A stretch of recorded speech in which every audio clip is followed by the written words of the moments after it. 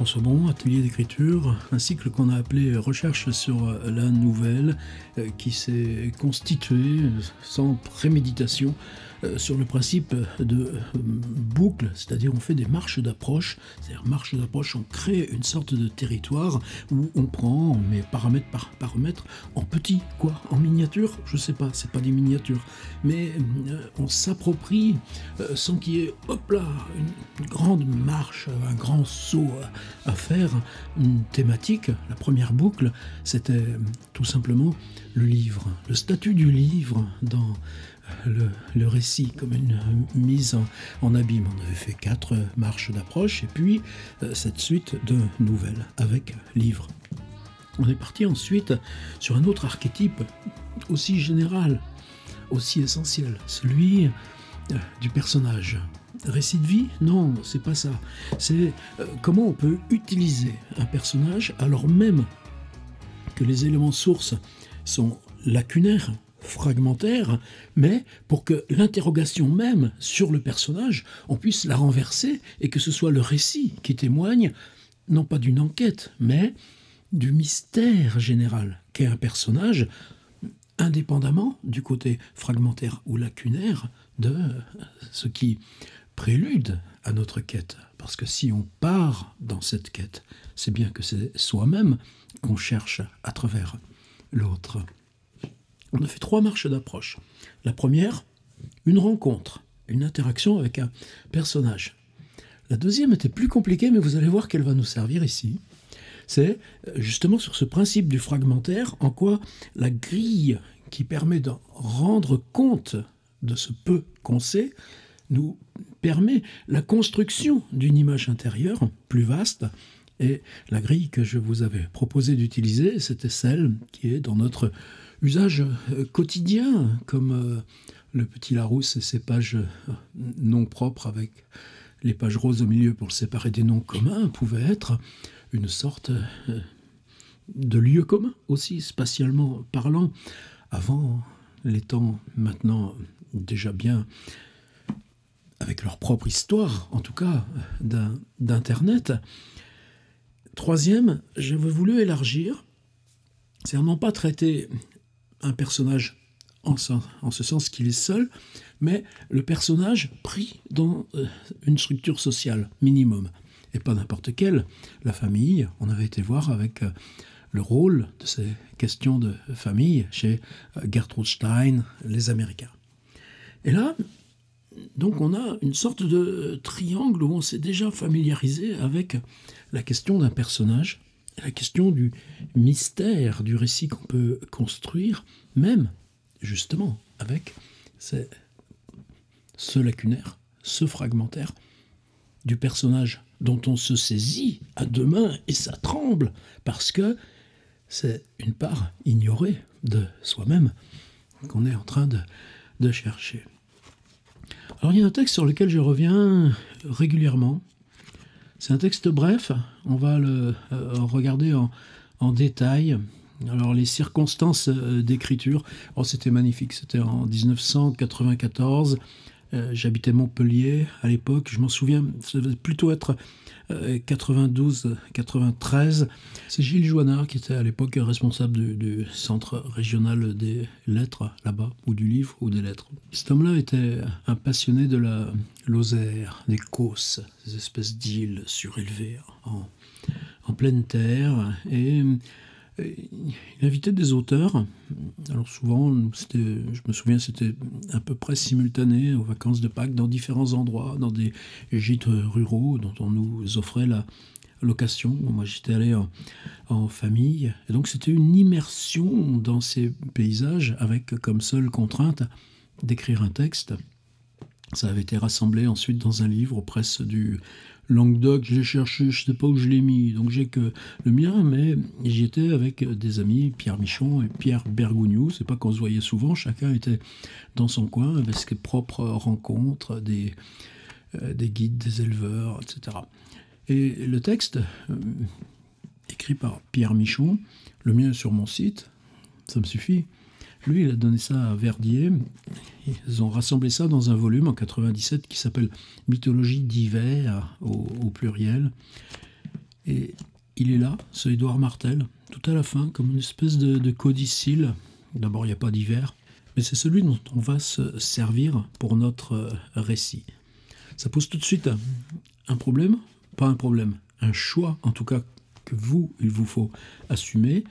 Michon fait un travail fictionnel à partir d'un personnage réel. Vous pouvez évidemment, vous impliquer directement dans un travail fictionnel. Et l'enjeu de la fiction, c'est bien de faire passer pour réel, en tout cas créer une illusion de réel sur le personnage fictionnel que vous allez créer. Alors Édouard Martel, personnage réel, ouais, on peut aller voir rapidement dans ces causses de Lozère. Le plus beau, le plus grand, c'est l'Avesnes Armand, mais il y a aussi la grotte de Dargilan. Enfin, en tout cas, ces vieux massifs calcaires sont troués de gouffres. Et Martel est né en 1860 ou 1859. Dès ses 25 ans, c'est un explorateur passionné de ces trous. Il va aussi participer à la découverte de Padirac. C'est pas lui qui découvre le gouffre de Padirac, mais sa familiarité avec la spéléologie va lui permettre de l'explorer beaucoup plus à fond, de découvrir plusieurs kilomètres de nouvelles galeries. Et pour moi, comme Fabre avec les insectes, mais une tradition qui au XVIIe siècle remonte même à Buffon, pour moi ce qui est fascinant, passionnant, c'est que ces hommes de savoir empirique, ces hommes de savoir de terrain sont aussi des hommes d'écriture. Et Martel, il a 35 ans quand il publie un livre qui s'appelle « Les Abîmes ». Et on le trouve en reprint. Moi, j'ai le malheur d'avoir un frère qui pratique la spéléologie et qui me l'a piqué, mon reprint. Ça fait rien, il en fait meilleur usage que moi. Mais Martel est quand même là. Tenez, si on va là dans l'ordi, vous pouvez aller le chercher sur Gallica, la Bibliothèque nationale, son livre sur Padirac, et c'est tout lesté aussi de gravures, évidemment les plans, les cartes, les réflexions scientifiques, techniques, mais c'est aussi une autre chose un petit peu subreptice au moment de commencer cet atelier. Qui a initié ce Parisien né d'une famille plutôt avec des travaux dans le monde juridique, à ce savoir, c'est d'avoir été lecteur de Jules Verne. Peut-être pas uniquement, mais en tout cas, peut-être principalement. Renseignements pratiques, voie d'accès au gouffre de Padirac, Rocamadour, Padirac, Gramma de Rocamadour, tarif de la visite au puits de Padirac, personne seule, 10 francs, réduction de 40% accordée sur demande préalable, adressée une semaine à l'avance au siège de la société de Padirac, 17 Faubourg Montmartre à Paris, au groupe de 20 personnes au moins, réunies en caravane scolaire, excursion collective, sociétés diverses, quel régal de lire ça, le pourboire est facultatif, il est interdit aux guides et bateliers d'en solliciter aucun. Est-ce qu'on peut trouver encore une nouvelle gravure? Voilà, l'entrée de Padirac, il y en a plein et plein d'autres. Et là encore, on retrouve presque la situation inversée de Jules Verne. Jules Verne invente des récits, Voyage au centre de la Terre, 5 semaines en ballon. Mais il confie le texte à des graveurs qui, eux, illustrent en général justement les récits réels d'exploration et de découverte et qui utilisent le travail qu'on a fait aussi sur Wikipédia, les conventions et les codes de l'illustration lorsqu'il s'agit de témoignages d'expéditions réelles, comme Martel au gouffre de Padirac, mais qu'ils insèrent là, dans le texte de Jules Verne, en illustration d'un texte, lui, imaginaire, pour lui conférer son illusion de réel. Et c'est pour ça que le travail qu'on fait, là, il a un sacré enjeu.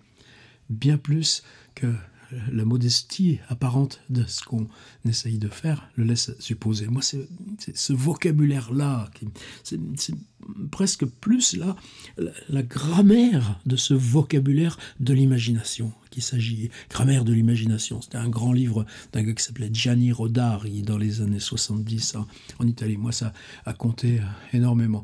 Un autre livre classique de Martel, la spéléologie ou science des cavernes. Ben ouais, c'est des inventeurs, ces gars-là.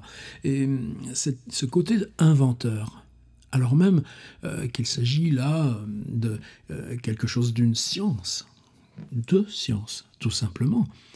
Le biais de l'inventeur, la faille, la fissure, le contournement, l'oblique de l'inventeur. Est-ce que c'est pas ça qui fait que quelqu'un comme Pierre Michon se risque là à rejoindre ou traverser Martel?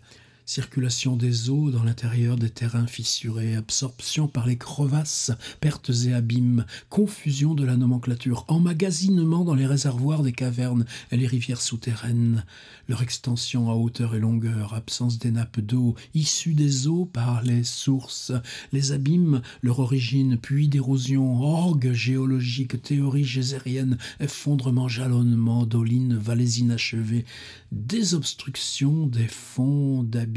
Tenez, j'en ai encore un autre ici. Nouveau traité des eaux souterraines. Et où là, il fait une rétrospective un peu historique. Ancienne théorie sur la formation des fontaines. Vitruve, Bernard Palissy, Mariotte, etc. Le traité de l'origine des fontaines de Pierre Perrault. Apparition de l'eau sur la Terre. Fausse théorie de la condensation souterraine. Aristote, Descartes, Volger.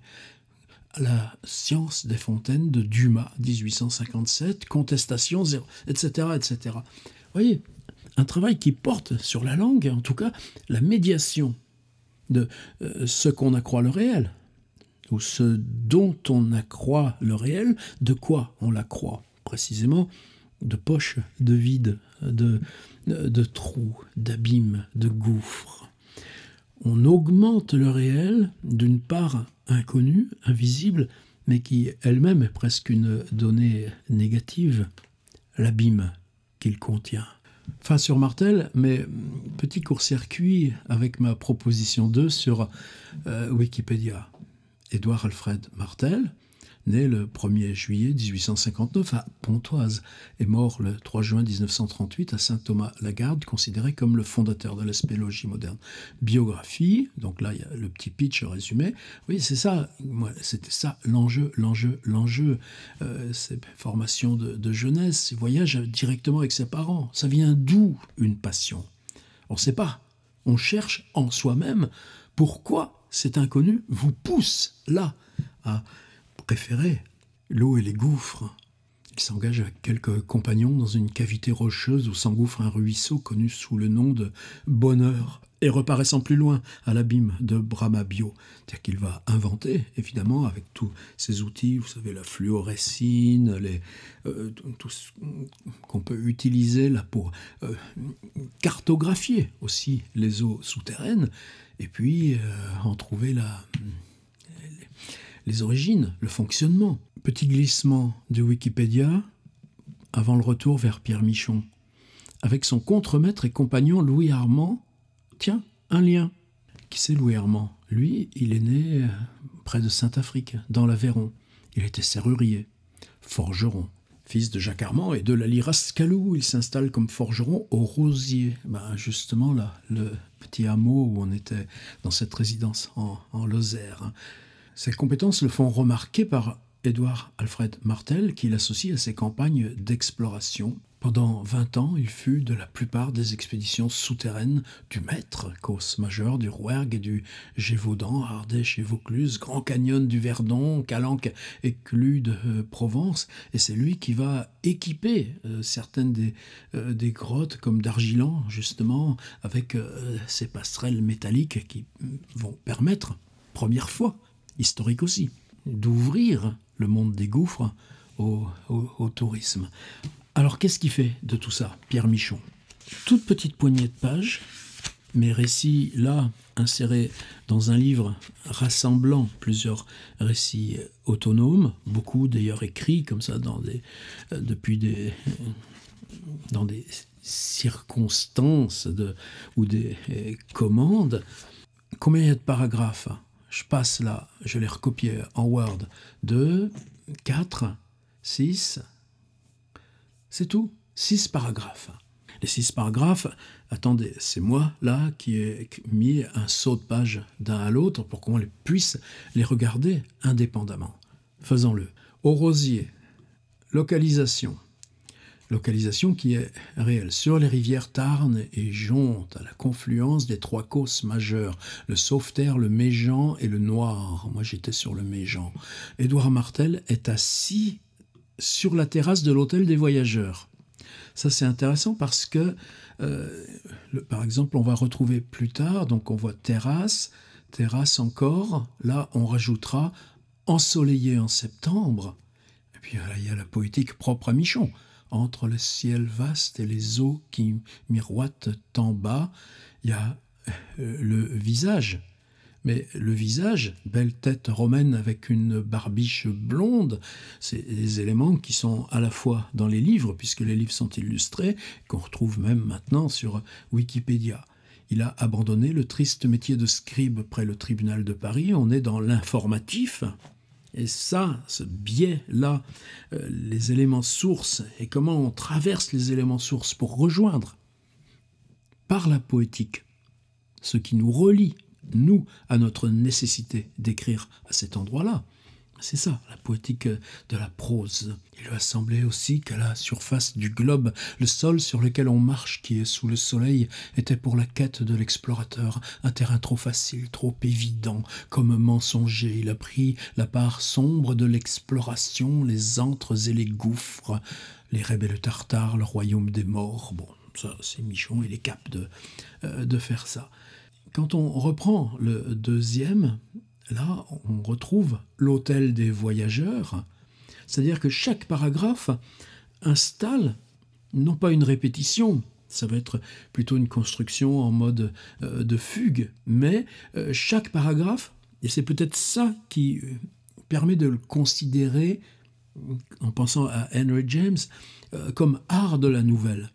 Cette autonomie de chaque paragraphe qui permet au récit d'être autonome parce que la séparation et le vide entre les paragraphes et que chaque paragraphe fonctionne comme une entité propre crée cet univers de tension qui leste, qui charge le format court qu'on appelle nouvelle de ces tensions internes. Par exemple, ici, la terrasse, est-ce qu'elle est encore là ?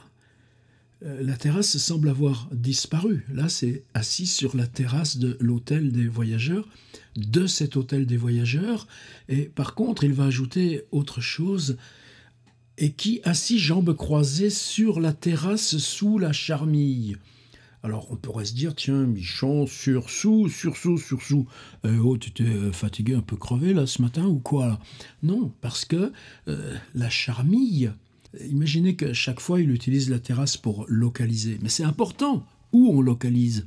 Racine, c'est une sorte de parvis où surgissent, on vient des palais, on vient des cours, on revient de la bataille au bord de la mer. Mais le parvis n'est jamais situé, sinon que c'est le lieu de profération pour les acteurs. Eh bien là, sur la terrasse sous la charmille, on repart encore à l'hôtel des voyageurs, mais si on regarde ensuite, là on reprend la durée jusqu'à la fin septembre, on a juste la terrasse, et puis ici on ne répète pas, on n'a pas besoin de répéter hôtel des voyageurs, on en a marre de la terrasse, mais on peut maintenant prendre la charmille, et si on réinstalle un jeu comme ça de saut micro-temporel, en octobre, là, est assis. Donc c'est un moment particulier. Plus tard, un autre jour, on ne le situe pas, mais chaque paragraphe dispose de son propre référent temporel. Où est le référent temporel de la nouvelle ? Il est dans les 6 référents temporels associés chacun à chaque paragraphe. Et ça, je pense que si vous vous en souvenez dans votre propre texte, de cette question du saut temporel et comment le paragraphe se rassemble autour de chacun de ces sauts temporels indépendants les uns des autres, votre récit va naître. C'est ça aussi l'astuce, C'est-à-dire que nous, on se concentre sur la grammaire narrative, c'est la grammaire narrative qui va appeler les contenus, voire même des contenus que vous n'aviez pas du tout en tête au moment de commencer votre travail d'écriture. Le voilà encore sous la charmille, donc on refait l'unité, mais cette unité, évidemment, elle n'a pas de répétition, et puis on finira sur le visage. Continuons sur cette question là de petites îles de temps, de 6 îles de temps rassemblées dans un jeu linéaire. Donc là, il se passe quoi? Eh bien, ce qui me permet, moi, de donner le titre à l'atelier. Au moment que, c'est-à-dire, il ne se passe rien. Il attend sur cette terrasse. Et il a découvert déjà pas mal de gouffres, de grottes, etc. À quoi ça sert? Qu'est-ce qu'on fait? Ben, là, il est juste en attente. C'est-à-dire, on fabrique, on saisit le personnage. Évidemment, il y a les éléments informatifs là, qui viennent comme subrepticement par-dessous s'y ajouter. Mais le personnage n'a pas là d'action. Simplement, il attend alors que le futur immédiat ne lui est pas prévisible. Et ça, c'est la première idée. Le deuxième, ben là,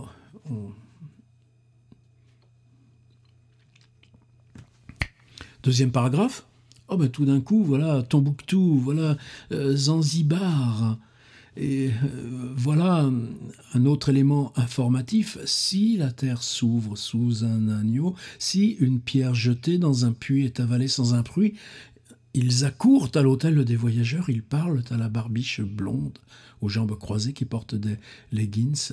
Et aujourd'hui, justement, le 18 septembre, un homme qui sait des nouvelles des enfers entre dans le bourg du Rosier. Et les enfers, maintenant, on va remplacer par le diable, c'est Louis Armand, le serrurier. Et ce qui est probablement véridique. Il a bien fallu qu'un jour, Louis Armand, le forgeron du Patelin, vienne, mais Louis Armand, le forgeron, ça ne marcherait pas serrurier. Bon, là, c'est la triche de l'auteur de Michon. Mais ensuite, c'est via Martel, quand il sera en train de construire ses échafaudages métalliques pour la grotte d'Argilon, que Armand deviendra le serrurier et plus le forgeron. Le voilà sous la charmille. Vous voyez l'usage là de ce mot. Il arrive sur la terrasse, non, sous la charmille. Mais le fait, c'est comme si on faisait que les grottes dont on va parler sont déjà presque là, dans l'ombre là végétale. Il est plein de fièvre et de joie. Il dit qu'entre Nabrigas et la parade, il y a sur le causse une porte d'en bas. Alors, porte d'en bas, c'est à la fois une expression qui est probablement une expression rurale, quand on perd un brave agneau qui se casse la figure, mais elle est aussi, là, tout d'un coup, la marque prose de Michon. Que les pierres qu'on y jette descendent au diable, eh bien, allons au diable, dit en riant la barbiche blonde. C'est la barbe qui devient l'incarnation du sujet Martel. Le temps de monter à la chambre, les cordes, les pitons, les mousquetons, les casques, les lampes, les voilà partis. Jusqu'à la fin septembre, là, on était quand...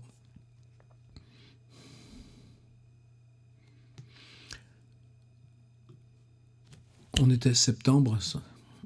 Eh ben, on était en septembre sans autre précision...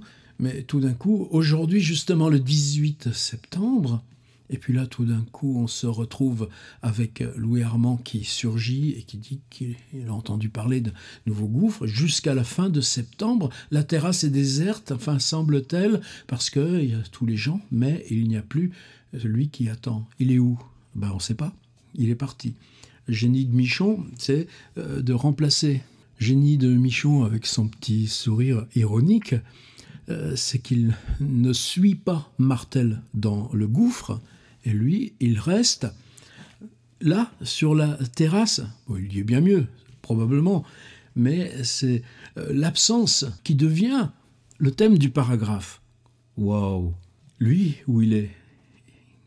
Il n'a plus de vision, l'automne règne seul, Martel ne le voit plus, il est sous la terre, il parcourt, balise et mesure. 3 verbes, le plus vaste trou qu'il ait jamais vu, à 100 pieds sous terre, il goûte un pur bonheur. Le travail d'écrire, mais le travail d'écrire avant que ce soit nommé. Il a calculé, il a aligné des chiffres, il a calculé des courbes, il a dessiné des coupes, des plans, il a fait le portrait du gouffre, il considère ses dessins avec un sentiment de vertige. Et puis, la grande coupe, là, c'est-à-dire que cette écriture scientifique, est-ce qu'elle récompense? Mais là, c'est toujours Michon qui aime bien les patronnes de bistrot, c'est pas, avec la grande beune, la patronne qui sert des bières à des hôtes de passage, regarde avec tendresse le fier profil, la barbiche blonde, et Édouard Martel a envie de mourir. Ce ne sont que des pierres livides dressées dans le noir. Le soleil n'y est jamais venu, c'est sinistre. Il n'y a rien à voir là-dedans. Le soir, il se saoule avec Louis Armand. Par contre, ce sera quoi, la fin? Eh bien, tout d'un coup viennent les noms. Maintenant, il a fait sous ses dessins et il nomme ce qu'il a découvert dans la veine Armand. À l'endroit où les stalagmites sont très touffues et nombreuses, il écrit « grande forêt », il barre aussitôt et écrit « forêt vierge ». À l'endroit où elles sont comme tassées sur elles-mêmes et toutes rondes, le coin des méduses, le cierge Pascal le palmier, le dindon, le tigre. Dans la grande salle, Notre-Dame de Paris sans peine entrerait tout entière. Voilà une phrase. Il suffit d'avoir inventé la phrase et ça remplace l'invention du gouffre. L'invention du gouffre n'a rien réglé en lui. Quand elle devient phrase, eh bien, il se dit que c'est un beau métier, que le métier de scribe. Là, c'est qui, le scribe? C'est Michon ou c'est Martel? Alors, je résume. Nous, on a travaillé 3 fois sur des personnages. Première fois sur l'idée de rencontre, d'interaction. Là, vous voyez, il y a au moins 2 interactions. Il y a l'interaction avec le serrurier, Louis Armand, qui vient l'informer que les paysans, là, ils disent que, et que, ben, ça y est, on prend les échelles, les cordes, et puis on y va. Autre interaction, eh ben, l'interaction avec la patronne du bistrot. Elle sert des bières, etc. Et donc, on a déjà, vous voyez, la première chose qu'on a faite, là, ces rencontres, là, il y en a déjà 2, et ça suffit pour que ça devienne un éclatement. La question des familles de Gertrude Stein, bon, ben, là, c'est d'où il vient, comment il a échappé à sa famille, comment, même alors qu'il doit ses premiers voyages et ses premières explorations de grottes au voyage d'enfance avec la famille, eh bien, à un moment donné, tu coupes avec le destin assigné, et puis, ben, tu t'en vas faire ta vie, et ta vie, ce sera l'exploration des grottes, bien avant que ça se transforme. Quand tu auras, c'est-à-dire à 24, 25 ans, on les découvre, les trous. Et c'est seulement à 35 ou 40 ans qu'on écrira des livres qui sont simplement aussi des rapports sûrs, mais qu'ensuite, ça deviendra, c'est classique, et que la phrase « dans la grande salle Notre-Dame de Paris sans peine entrerait tout entière », la phrase devient, comme chez Buffon, comme chez Fabre, l'entomologiste. Et puis l'autre exercice, donc entre famille et rencontre, c'est cette grille, là où dans Wikipédia on avait utilisé le fragmentaire et le lacunaire pour produire l'inconnu ou l'illusion ou la fascination du personnage. Alors maintenant vous, homme, femme, fictionnel ou réel, votre personnage, vous l'avez. Simplement, si on le prend au moment où justement il attend. Édouard Martel, là, sur la terrasse, avant que le serrurier vienne l'informer qu'il y avait peut-être quelque chose à faire là-bas, dans le trou, qui lui conférerait et sa célébrité et sa poétique. Et ces 6 petites îles de temps, et si vous le preniez au sérieux, Michon, avec 6 paragraphes, chacun un moment, au même lieu, même quand votre personnage est parti, et que c'est le lieu sans le personnage, je pense qu'il y a de quoi faire avec le Édouard Martel de Pierre Michon dans ses mythologies d'hiver. Voilà, post-scriptum, quand il m'avait envoyé le livre, il m'a fait une préface. Pour toi, mon bon François, bon avec la sans majuscule et François avec une, avec mon vieux cœur qui ne tient plus qu'à un pauvre fil, Shakespeare, le roi Jean, Pierre, alors je suppose qu'il a fait la même dédicace à plein de gens, et moi il s'est gouré, avec mon vieux peur, il avait écrit Avec mon vieux peur qui ne tient plus qu'à un fil. Et il a rectifié après. Avec mon vieux cœur qui ne tient plus qu'à un fil. Bah ouais, Michon, tu vois, quand tu m'as signé ça en 1997, il y a plus d'un quart de siècle, puis il tient toujours, hein, ton palpitant. Puis il continue, hein. Salut mon gars.